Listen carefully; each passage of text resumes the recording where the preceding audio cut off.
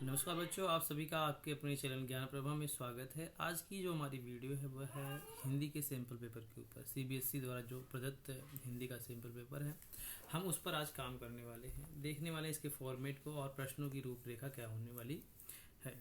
तो I hope आपको ये वीडियो अच्छी लगेगी। तो हम इस सैम्पल पेपर को करेंगे और देखेंगे। सीबीएसई का अभ्यास प्रश्न पत्र, विषय कोड है 002 है, कक्षा 10, सत्र 23-24 है। इसमें आपको 3 घंटे का समय मिलेगा। पूर्णांक 80 है, 20 नंबर इंटरनल मार्क्स हैं जो आपको स्कूल की तरफ से मिलते हैं, यानी 80 नंबर का पेपर आपको देना होता है। देखते हैं क्या क्या इन चीज़ों में है, इनमें है। तो सबसे पहली बात कि निर्देशों को हम पढ़ लेते हैं। इसमें क्या है, सामान्य निर्देश। इस प्रश्न पत्र में 2 खंड हैं, खंड अ है और खंड ब। खंड अ में वस्तुपरक और बहुविकल्पी, और खंड ब में वस्तुनिष्ठ और वर्णनात्मक प्रश्न है। प्रश्न पत्र के दोनों खंडों में प्रश्नों की कुल संख्या 17 है, यानी 17 प्रश्न टोटल पूछे जाएंगे और सभी प्रश्न अनिवार्य है। खंड आ की बात की जा रही है, कुल 10 प्रश्न होंगे, यानी खंड आ में 10 प्रश्न होंगे जिनमें उप प्रश्नों की संख्या 44 होगी। टोटल प्रश्न कितने होंगे खंड आ में? जो 10 प्रश्न होंगे उनमें सब मिला करके 44 क्वेश्चन होंगे और निर्देशानुसार 40 उप प्रश्नों के उत्तर देना है, यानी 4 उसमें एक्स्ट्रा होंगे। होता नहीं, बहुविकल्पी का होता है कि भाई पांच दिए होंगे, उसमें से आपको 4 करना है, फिर में 4 प्रश्नों के उत्तर दीजिए, 5 होंगे तो 1 छोड़ना होता है, तो इस हिसाब से हो जाएगा। खंड ब में कुल 7 प्रश्न है, यानी खंड ब वर्णनात्मक वाला। निर्देशानुसार विकल्पों का ध्यान रखते हुए सभी प्रश्नों के उत्तर देना अनिवार्य है, यानी खंड ब में जो प्रश्न होंगे उनमें विकल्प होंगे, अथवा वाला क्वेश्चन। अथवा में बच्चे बहुत ज्यादा कंफ्यूज जाते हैं कि क्या करें अथवा में। भाई अगर अथवा में ये क्वेश्चन मान लो यहाँ पर है, क्वेश्चन नंबर मान लो यहाँ पर 7 दे रखा है, उसका यहाँ पर है, और एक फिर दिया अथवा और नीचे, तो कोई एक करना है, या तो ये कर लीजिए या तो आप ये कर लीजिए, दोनों नहीं है। बच्चे बहुत कंफ्यूज होते हैं, इवन 10वीं 12वीं तक के स्कूलों में देखा गया है कि बच्चे पूछे सर दोनों करना है क्या है, तो बिल्कुल भी नहीं करना है। तो अथवा यानी ऑप्शनल है, कोई सा भी आप एक कर सकते हैं। आगे देखते हैं, आगे क्या है, प्रश्नों के उत्तर लिखते समय क्रम संख्या अवश्य लिखें, सभी प्रश्नों के उत्तर क्रमानुसार लिखें, यानी प्रश्नों के उत्तर लिखते समय क्रम संख्या अवश्य लिखें। बच्चे नहीं तो टीचर को पता नहीं चलता, आप आंसर दे रहे हो क्वेश्चन नंबर 1 का और आपने वहां पे क्वेश्चन नंबर लिखा ही नहीं है, तो टीचर को क्या पता लगेगा? टीचर को क्या भाई ये जो आंसर है तो गलत है। तो वहां पर आप जैसे क्वेश्चन आंसर नंबर जरूर लिखें। हम लोग जैसे लिखते थे ना, मेरा जो तरीका था, जैसे मान लो कि प्रश्न उत्तर यहाँ ऊपर देखते हैं कोने पर, अगर मैं पहला प्रश्न कर रहा हूँ मान लो, तो मैं हिंदी में कर रहा था, तो सॉरी थोड़ा सा हम लोग मैं ऐसे कर रहा था। हमें टीचर ने बताया था कि भाई पहला प्रश्न मान लो करना है तो आप हिंदी में कर रहे हो, तो लिखा प्रश्न उत्तर, यानी प्रश्न प्लस उत्तर, यानी प्रश्न उत्तर संख्या। मान लीजिए मैं पहला वाला कर रहा हूं, 1 का मतलब का वाला, तो यहां पर लिख दिया था मैं 1 का कर, और फिर देन यहाँ पर लिखते हैं, तो टीचर को आसानी से पता चल जाता है कि पहले का क बच्चे ने आंसर किया है। अगर दूसरा करना है इसी में क्रम से है तो पहले का ख, टीचर बोला पहले वाले का ख आंसर है। इस तरह से करना चाहिए आपको। बच्चे देखा जाता है कि यहाँ बहुत ही उलझन होती है चेक करने में, तो बिल्कुल कई कॉपियां सामने ऐसी आ जाती हैं कि दिमाग पूरा खराब हो जाता है, हिल जाता है कि किस बच्चे ने किसका आंसर दिया है। बहुत टाइम लगता है एक कॉपी चेक करने में, तो इससे बचें, इससे निगेटिव इम्पैक्ट जाता है टीचर की, आपके बारे में टीचर गलत सोचता है, फिर उस हिसाब से मूल्यांकन जनरल मार्किंग हो जाती है आपकी। तो जो पहला प्रश्न होगा अपठित गद्यांश से होगा। खंड की बात, खंड हम चर्चा कर रहे हैं, अपठित गद्यांश है, ये यहाँ देखिए, ये देखिए, निम्नलिखित अपठित गद्यांशों को पढ़कर इस पर आधारित प्रश्नों के उत्तर दीजिए, यानी 5 अंक का 1 गुणे 5, यानी 1 नंबर के 5 प्रश्न है, इनको करना है, आपको पढ़ना है इनको, और देन आपको इनके आंसर। मैं यहाँ पर सॉल्व नहीं कराऊंगा क्योंकि सॉल्व कराने में बहुत टाइम लग जाएगा, सॉल्व की कोई और वीडियो जाएगी, मैं केवल फॉर्मेट की बात कर रहा हूँ। तो गद्यांश है यहाँ पर, अपठित गद्यांश है, यहाँ पर देखें, इन गद्यांशों को पढ़ करके इनके विकल्प देखो। विकल्प किसका? विकल्प वाले प्रश्न है ना, यहाँ पे देखिए, ये विकल्प है, एक प्रश्न है, इसके 4 विकल्प हैं, उनमें से कोई एक सही है। फिर दूसरा भी विकल्प है, इच्छा के साथ जब निरंतर, 4 विकल्प, यानी पहला प्रश्न जो होगा आपका गद्यांश आएगा, अपठित गद्यांश आएगा, और फिर जो इसी में ही दूसरा होगा पद्यांश होगा, वो भी अपठित पद्यांश, यानी आपने जो पढ़ा नहीं है, आपके सिलेबस में जो नहीं है वो पद्यांश देगा। इसके ऊपर भी 5 प्रश्न आपको देखने को मिल जाएंगे। देखिए यहाँ फर्स्ट क्वेश्चन है आपको देखने को मिल रहा है, यहाँ सेकंड है, थर्ड प्रश्न, एंड देन यहाँ पर आपका फोर्थ, ये 5। इनको आप देख लें एक बार, अगर पॉज करना चाहे पॉज करके आप नोट भी कर सकते हैं। ये है। फिर अगला जो आपका तीसरा प्रश्न आता है खंड में है रचना के आधार पर वाक्य भेद से पूछना है, इनकी रूपरेखा आप एक बार देखिए। यहाँ पर मैं थोड़ी सी आपको बता दूंगा, गद्यांश पद्यांश तो आप आसानी से पढ़ के करना ही है, यहाँ पर मैं इनको सॉल्व करा देता हूँ जरा सा। अब यहाँ पर दिया जैसे रचना के आधार पर, देखा रचना के आधार पर वाक्य भेद पर आधारित निम्नलिखित प्रश्नों में से किन्हीं 4 प्रश्नों के उत्तर लिखिए। यानी 5 है तो 5 में से कितने करने हैं आपको? 4 ही करने हैं। 5 का 5 मत करिए, अगर 5 आप करके आएंगे तो 5वां प्रश्न आपको एक्स्ट्रा में चला जाएगा, आपकी मेहनत बेकार होगी, समय बर्बाद ना करें। जो आपको 5 कोई सही लगे वो कर लें आप। यहां पर देखिए पहला है, अब जो है कि जो एग्जामिनर जो पेपर में ना ऐसे सिंपल क्वेश्चन नहीं आ रहे, बिल्कुल भी नहीं आ रहे हैं, यानी पूरा डीप नॉलेज आपका चेक किया जा रहा है। तो डीप स्टडी आप जरूर प्रारंभ कर दें। जैसे क्वेश्चन यहाँ पर है, पहले प्रश्न की बात करते हैं। क भारतीय नौसेना को विध्वंसक पोत मिलने वाला है, एक ये क्वेश्चन है। ख है गोविंद भोग के अलावा चावल की एक और दुर्लभ किस्म है। यदि आप लेखक बनना चाहते हैं तो अपने लेख इस पते पर भेजें। तो ये 3 वाक्य दिए गए हैं रचना के आधार पर। अब यहाँ पर विकल्प अब यहाँ पर है, देखिए पहले था ऐसा कि एक ही सेंटेंस दिया, एक ही वाक्य दिया, पूछ लिया कि कौन सा वाक्य है तो बता देते। अब देखिए उपयुक्त कथनों के आधार पर सरल वाक्य वाला विकल्प नहीं, यानी सरल वाक्य इन तीनों में से जो है उसको चुनना है। भारतीय सेना को विध्वंसक पोत मिलने वाला है, तो बिल्कुल ये सरल वाक्य है आपका, ये सरल वाक्य में देखो जाएगा। यहाँ पर कोई इफ बट लेकिन और संयोजक नहीं है, ठीक है। सरल वाक्य, देखो वाक्य कितने प्रकार के होते हैं रचना के आधार पर? 3 ही होते हैं, सरल है, संयुक्त है और मिश्र है। तो यहाँ पर हमें सरल पूछा है, तो सरल वाक्य में कोई भी संयोजक चिन्ह नहीं होता है और कोई कंडीशन नहीं होती है। संयुक्त वाक्य में संयोजक चिन्ह आता है, जैसे लेकिन, किंतु, परंतु, तथा, इसलिए आता है। मिश्र वाक्य में आता है जब, तब, जैसा, वैसा, कि, ये सारी चीजें आती है। तो यहाँ पर जो पहला वाला वाक्य है आपका ये सरल वाक्य है। गोविंद भोग के अलावा चावल की एक और दुर्लभ किस्म है, ये भी आपका उसी में सरल वाक्य में हो जाएगा, ये और संयोजक का काम नहीं कर रहा है, ठीक है। यदि आप ये मिश्र वाक्य है तो इस हिसाब से आपका आंसर सी सही हो जाता है कि केवल क और ख विकल्प आपके क्या है? सही है। हिसाब से देखिए क्वेश्चन नंबर 2 की बात करते हैं। 2 में मैच करना है, स्तंभ 1 स्तंभ 2 को मिला करिए। सरल वाक्य कौन सा भाई? मैं यहां पे देखिए सरल वाक्य, मैंने अभ्यास किया इसलिए सफलता मिली, तो ये कौन सा वाक्य हो जाएगा? यहाँ पर देखिए आपका इसलिए आया ना, समानाधिकरण समुच्चय बोधक चिन्ह, ये आपका संयुक्त वाक्य चला जाएगा। यदि जांच, यदि आया, यदि और तो आए तो कंडीशन वाले, यदि जांच की होती तो खराब सामान न आता, तो किसका उदाहरण है ये? मिश्र वाक्य का। तो बाकी जो बच गया वो क्या है? आपका सरल वाक्य। इधर पहले का तीसरा, यानी पहले का तीसरा देखे कहाँ है, यानी ये विकल्प 2 विकल्प सही होते, ये वाले विकल्प देखिए आपके। अब एलिमिनेट कैसे करना है? ये विकल्प तो पहले का तीसरा सही है ना, तो ये दोनों गलत हो गए। अब सी और डी में कोई एक सही होगा, तो क का तीसरा एक और मैच कर लेते हैं। ख का क्या आया? ख का पहला किसमें? इसमें, ये, यानी आपका सी आंसर सही हो जाएगा। दूसरे में आपका सी सही हो गया। आगे नेक्स्ट चलते हैं। कथन है, कथन 2 कथन दिए गए हैं। यह इकाई कविताएं गुनगुनाने के बारे में है। यह इकाई इस बारे में है कि, यहाँ पर क्या आया? की आ गया। की किस लिए आता है? कि यदि कहीं पर आपको वाक्य में दिख जाएगा व्याधिकरण समुच्चय बोधक चिन्ह, तो आप समझ जाए मिश्र वाक्य का उदाहरण है। कविताओं को कैसे गुनगुनाया जाए, इसी वाक्य का एक तरह से उपाय। ये सरल वाक्य है और इसी वाक्य का इन्होंने क्या कर दिया है? रूपांतरण कर दिया है मिश्र वाक्य में। अब देखते हैं क्या है।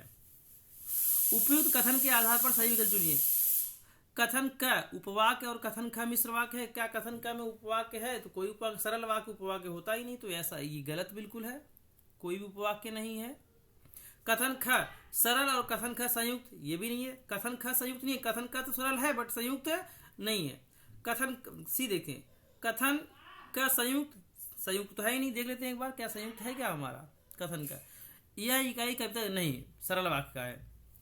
डी वाला ऑप्शन हम देखते हैं, कथन का सरल और कथन ख क्या है? मिश्र वाक्य। मैंने आपको बता दिया कि क्या है, मिश्र वाक्य का एग्जाम्पल है, क्योंकि यहां पर मिश्र वाक्य, अगर किसी वाक्य में आपको की देखने को मिल जाता है व्याधिकरण समुच्चय बोधक चिन्ह, तो वाक्य मिश्र वाक्य बन जाता है। इतना ध्यान रखें। क्वेश्चन नंबर 4 में देखिए, क्वेश्चन नंबर 4 है, पेड़ पर चिड़िया बैठी है, डैश डैश है, वह कुछ गा रही है। संयुक्त वाक्य में बदलना है, ब्रैकेट में दिया है। यहाँ पर डैश डैश है, ही चिड़िया पेड़ पर बैठी है, ही गाने लगी, किसमें बदलना है? मिश्र वाक्य। तो ऐसा आपको कंजक्शन, ऐसे समुच्चय बोधक चिन्ह आपको चूज करने हैं। पहले में संयुक्त के लिए क्या रखते हैं? पेड़ पर चिड़िया बैठी है और कुछ गा रही है, तो और यहाँ पर आ जाएगा, ये सही है। और तो कहीं है ही नहीं, और ही फिट बैठेगा। और कुछ देख के रखेंगे तो बनेगा ही नहीं। अगर मान लो मैं ताकि रखता हूं, पेड़ पर चिड़िया बैठी ताकि वह कुछ गा रही है, तो गलत है, तो और आया। दूसरे में क्या ज्यों त्यों फिट होगा, ज्यों ही। यहां अगर यदि हम ज्यों लिखते हैं, ज्यों ही चिड़िया पेड़ पर बैठी त्यों ही गाने लगी, त्यों ही सही लग रहा है बिल्कुल। और यहां पर क्या हमारा पहले वाले में और आ जाएगा। इस हिसाब से हमारा ऑप्शन क्या सही हो जाएगा? चौथे का ए विकल्प हमारा सही हो जाएगा, क और ख। ठीक है, नेक्स्ट चलते हैं। 5वें में है, मुझे प्रथम आना था डॉट डॉट नहीं आ सकी। उपयुक्त वाक्य को संयुक्त बनाने के लिए, संयुक्त वाक्य बनाने के लिए, कौन सा संयुक्त वाक्य बनाने के लिए उचित संयोजक का प्रयोग करें? एवं तो आएगा नहीं, वरन नहीं आए, बल्कि लेकिन। यहाँ पर क्या उचित है? लेकिन आ जाएगा आपका, लेकिन नहीं आ सकी। ये तो आप सिंपल भर सकते हैं, क्योंकि ये बोलचाल की भाषा में ऐसे चीजों का, सेंटेंसों का हम इस्तेमाल करते हैं, तो कोई दिक्कत नहीं है। यहाँ पर वाच्य पर आधारित प्रश्न है, देखते हैं वाच्य पर क्या है। क्वेश्चन नंबर 4, प्रश्न चौथा, व्याकरण से रिलेटेड। वाच्य पर आधारित निम्नलिखित 5 प्रश्नों में से किन्हीं 4 प्रश्नों के उत्तर दीजिए। किन्हीं 4 का, 5 में से 4 है। देखते हैं पहले वाले के प्रश्न की बात करते हैं। इस कड़कती धूप में मजदूर द्वारा भोजन भी नहीं किया जाता। ये द्वारा आया ना, अगर द्वारा आता है तो किसी वाक्य में से आए या द्वारा आए और कर्म की प्रधानता रहे, तो वाक्य क्या होता है आपका? कर्मवाच्य में हो जाता है। तो ये पहला कर्मवाच्य है। इस कड़कती धूप में अब और नहीं चला जाता, ये भाववाच्य का उदाहरण है, चला नहीं जाता। क्या यहाँ भाव की प्रधानता है? ये भाववाच्य है। कथन क्या दे? कर्मवाच्य है। कथन का कर्मवाच्य है, क्योंकि इसमें डैश डैश, और कथन ख भाववाच्य है, क्योंकि इसमें डैश डैश। तो क्या विकल्प होगा? कथन क के संदर्भ में देखें, कर्म की प्रधानता है, पहले वाले में ये सही हो जाएगा।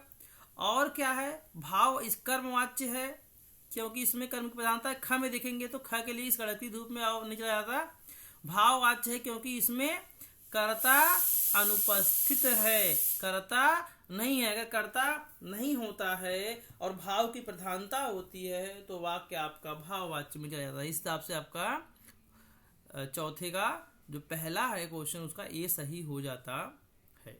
ठीक है, ये सही है आपका। नेक्स्ट देखते हैं। सॉरी, दूसरा प्रश्न वाच्य वाला। निम्नलिखित में से कौन सा विकल्प कर्तृवाच्य की पहचान नहीं है? यानी कौन सा विकल्प ऐसा है जो कर्तृवाच्य के बारे में नहीं बताता है? चलिए, कर्ता के साथ ने परसर्ग का प्रयोग किया जाता है, ये तो है कर्तृवाच्य में। ये आएगा, कर्ता के साथ ने का प्रयोग होता है। जैसे मैंने राम ने पुस्तक पढ़ी, अगर लिख दें यहाँ पर ने, कर्ता के बाद ने आए, तो ये कर्तृवाच्य होता है। राम ने पुस्तक पढ़ी, यहाँ पर ने आया ना, ने परसर्ग, तो ये आपका उदाहरण बन जाता है कर्तृवाचक, यानी ने आता है। सकर्मक और अकर्मक दोनों क्रियाएं हो सकती हैं, बिल्कुल हो सकती है, ये भी सही है, यानी कर्तृवाच्य संबंध, कर्ता के लिंग और वचन के अनुसार क्रिया होती है, बिल्कुल सही है, कर्ता के अनुसार होती है। कर्ता के साथ से के द्वारा प्रसर्ग का प्रसर्गो प्रयोग होता है, नहीं, ये वाला आपका कर्मवाच्य में होता है, तो हमारा पहचान नहीं है, तो कौन सही हो, तो दूसरे का हमारा डी सही हो जाएगा। तीसरा देखते हैं क्या है।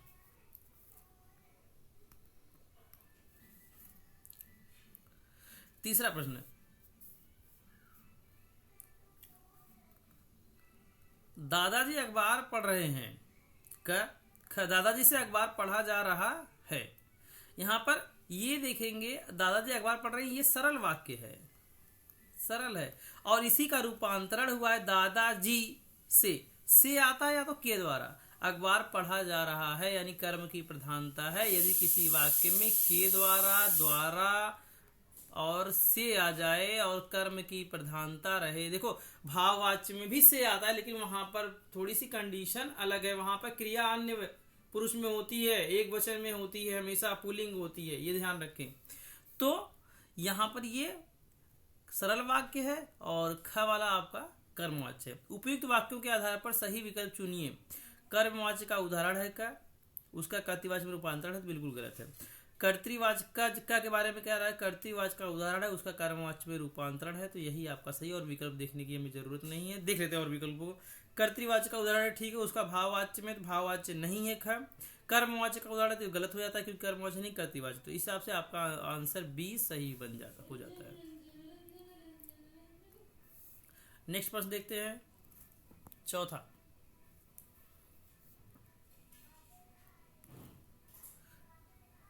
माँ शिमला गई है, वाच दिया एक, माँ द्वारा शिमला जाया जा रहा है, दो वाक्य, इन्हीं का रूपांतरण है। उपयुक्त वाक्यों के लिए सही वाच्य भेद वाला विकल्प चुनिए। ए विकल्प दिया है क के बारे में, कर्तृवाच्य बिल्कुल सही है, ख क्या है कर्मवाच्य, तो यही सही है ये। और देख लें दूसरा विकल्प क्यों नहीं सही है, कर्तृवाच्य का विकल्प कर्तृवाच्य है, दूसरा भाववाच्य बिल्कुल भी नहीं है। सी कर्मवाच्य पहला क के बारे में नहीं, कर्तृवाच्य गलत, ये भी गलत, ये भी गलत, इस हिसाब से आपका ए विकल्प सही हो जाता है। ये देखिए पांचवा, उससे तैरा नहीं जाएगा, यह भाववाच्य का उदाहरण है, उससे तैरा नहीं जाएगा भाववाच्य, क्योंकि उससे आया, मुझसे, उससे चला, मुझसे उठा नहीं जाएगा, मुझसे बैठा नहीं जाएगा, मुझसे चला नहीं जाएगा, मुझसे पढ़ा नहीं जाएगा। अगर इस प्रकार के वाक्य बनते हैं, उठा नहीं जाता, बैठा नहीं जाता, जनरली इसमें क्या होता है, जो क्रिया आती है ना भाववाच्य में, वह आती है अकर्मक क्रिया का प्रयोग होता है और भाववाच्य की प्रधानता होती है। क्रिया सदैव पुल्लिंग में होती है, अन्य वचन में होती है क्रिया, अन्य वचन, अन्य पुरुष में, और सदैव एक वचन में क्रिया होती है, यही भाववाच्य की पहचान है। उससे तैरा नहीं जाएगा, यह भाववाच्य का उदाहरण है। कारण क्या दे रखा है, चार कारण, क्रिया का भाव प्रधान है तथा अकर्मक क्रिया है, ये भी सही है बिल्कुल। और देखते हैं क्या हो सकता है।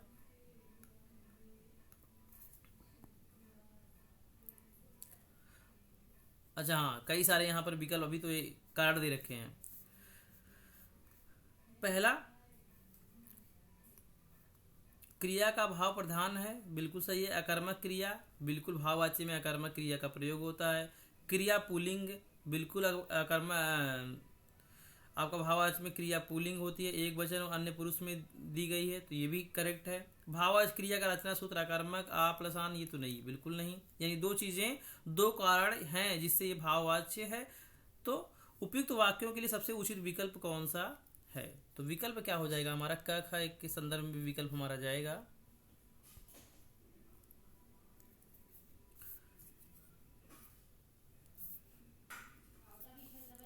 तो केवल क और ख सही है, तो ये हमारे विकल्प सही हो जाता है।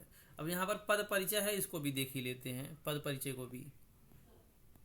नहीं तो पद परिचय जो थोड़ा तो बाद में कराते हैं, अभी इतना ही, इसको दो पार्ट्स में इसका आएगा, तो नेक्स्ट पार्ट के लिए आप इंतजार करें, वो भी वीडियो जल्द से जल्द अपलोड कर दूंगा मैं। अगर वीडियो आपको अच्छी लगी हो तो लाइक करें, चैनल सब्सक्राइब करें, और जैसा भी हो कमेंट में जरूर बताएं, जो भी गलतियां होंगी उनको सुधारने का प्रयास किया जाएगा। थैंक यू, मिलते फिर नेक्स्ट वीडियो में, तब तक के लिए बाय।